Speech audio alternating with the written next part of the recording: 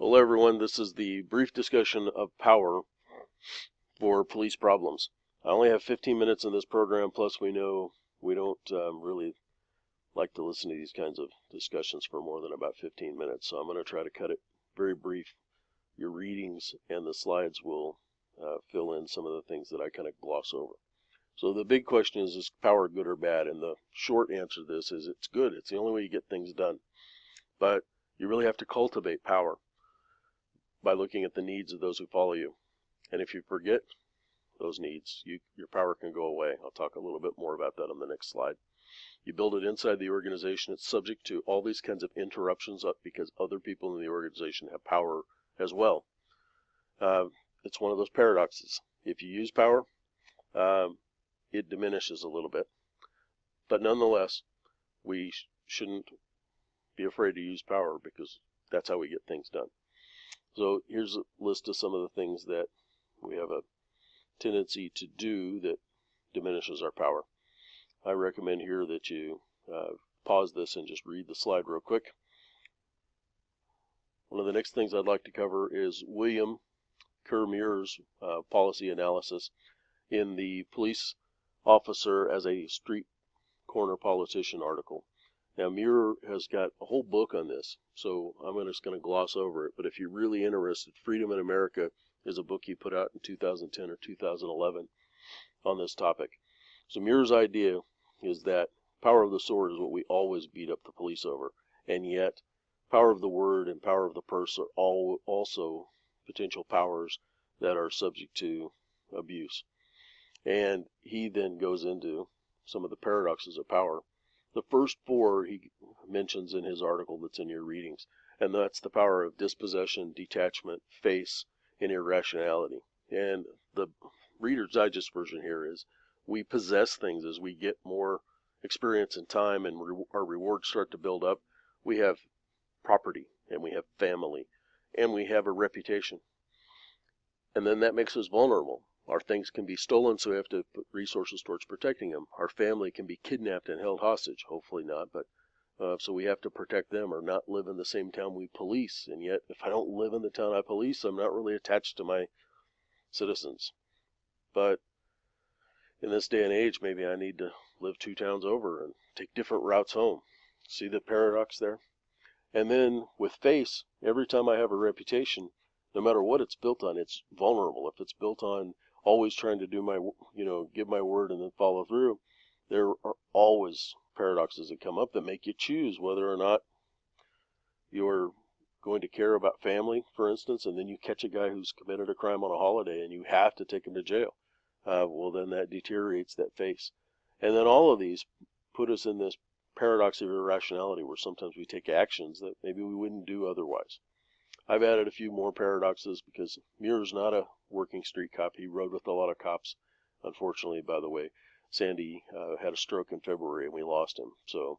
But while he was working, he was pretty good. He was a Berkeley professor. He went out and rode along with lots of cops across the United States. But he missed these, in my opinion. There's 2 false dichotomies, and then there's a couple of kind of things you learn on the street. The paradox of proximity is probably the most important one. Only cops are held accountable to both victims and political overseers. You got to look into a victim's eyes and tell them, I can't arrest this guy because procedure, civil rights won't let me, and that's hard. You also have mayors that tell police chiefs, I want this done, and even if it's not necessarily right, you probably feel a lot of pressure to do it. The false dichotomies really are 3. One of them is this Frederick Feiner debate. These 2 guys debated whether or not public employees should just follow whatever was given to them by their overseers or whether they should use discretion. Now, we have a whole segment on discretion, so I'm not going to belabor that point, but be thinking about it, particularly with this clerk in Kentucky who is not doing gay weddings because of her personal opinion. But then contrast that with sheriff's deputies in the South that just did their jobs and allowed Jim Crow and allowed people to attack the Freedom Rider buses. So which is right? The second dichotomy is truth over justice. I would argue that perhaps we should wait when truth comes out. Justice is inevitable, but that's hard because we're really, really close to the victims and the political folks, and so sometimes we don't wait for truth. And then the last false dichotomy is slavery versus anarchy, and we like to say either we have order and people listen to us and do what we say, or we have anarchy, and perhaps there's a third alternative somewhere in between where we share power with things like community policing. The condemned prisoner dilemma. This is this idea that even the condemned prisoner gets to choose their last meal and whether or not to smoke a cigarette and have a blindfold. And cops feel like if I go through the door at 3 o'clock in the morning to try to come into your house and save you from the guy breaking in, I probably have some say of how I'm going to do that. If I'm going to be carried out of here in a box, I want to use all the tactics and use all the force I am really entitled to do in order not to be killed by a bad guy. And that then creates this idea of I know more than you, and so that can be a problem. And then I pull from this idea of what Moses did with God when God, after the 10 Commandments were given down, Moses coming back to camp, and the children of Israel had made themselves a calf that they were worshiping, and Moses throws down the tablets and goes back to talk to God, and God's more pissed off than he is, and God wants to wipe out the children of Israel.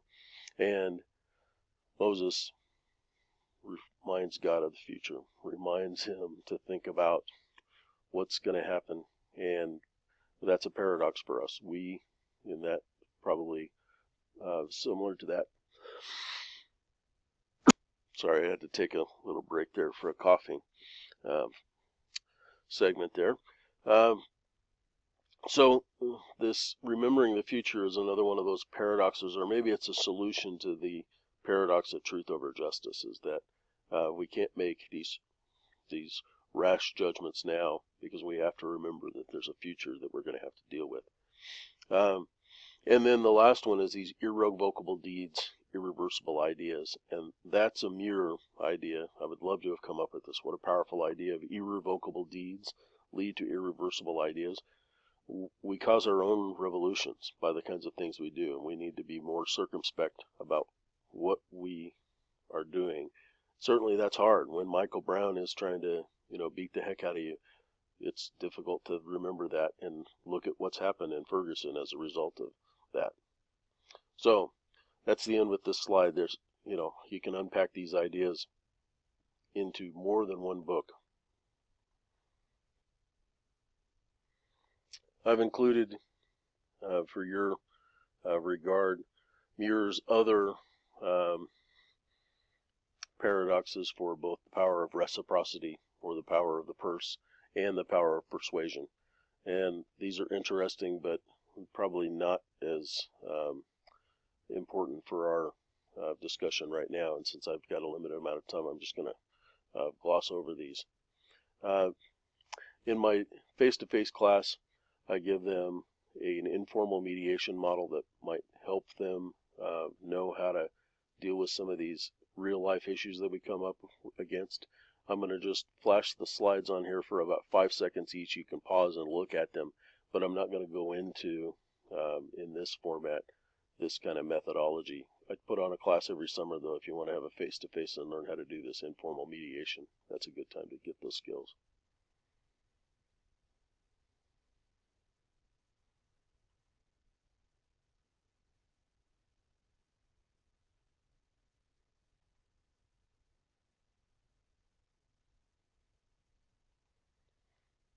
I will talk a little bit about this one because this is a really powerful slide. If you imagine that the way people get themselves into emotional fights with someone else, another party, they build up their positions, and they're like these peaks of these mountains.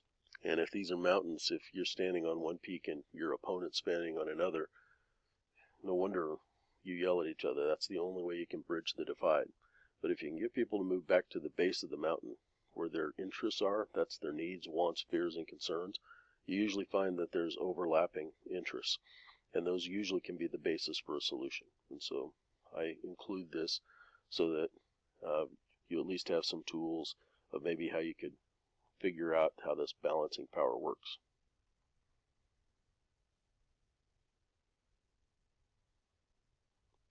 And then in my face-to-face class, I have them do some exercises. Think about this a little bit. How would you solve this problem? Certainly the easiest way is to pull the guy off the horse and arrest him, but is that the right way? Our first solution is manage your power, create networks, be vulnerable, get out there so people can actually get access to you. Don't let yourself be trapped in your office where people are afraid to come talk to you. When you can, develop consensus, but also take care of yourself. He's very big about that. Then Joseph Nye, you've got some readings in your book how Nye argues that we really should share our power internationally, and he's really talking about American exceptionalism. But that's not mutually exclusive to policing. We have the same kinds of issues, and by taking some of the pages from Nye's book on soft power, I think we can do things better in policing. Certainly the power structures are changing. New media is powerful, and we have not yet figured out how to use it yet. We also have to take into consideration that all kinds of media are used to create moral panics, because that's the only way we move public policy forward in the United States. We've created a system. Madison worried that he had created a tyranny of the minority system by putting all the checks and balances in place. And so we have a whole theory of public policy that says we have to be sure and at least watch for windows of opportunity to jump through or throw our policy solutions through. And so that makes us subject to these kinds of moral panics. And so we have to get better at learning how to use these new media, social structures, advertising, making sure our government agenda gets out there, but also inviting people to come in and participate with us.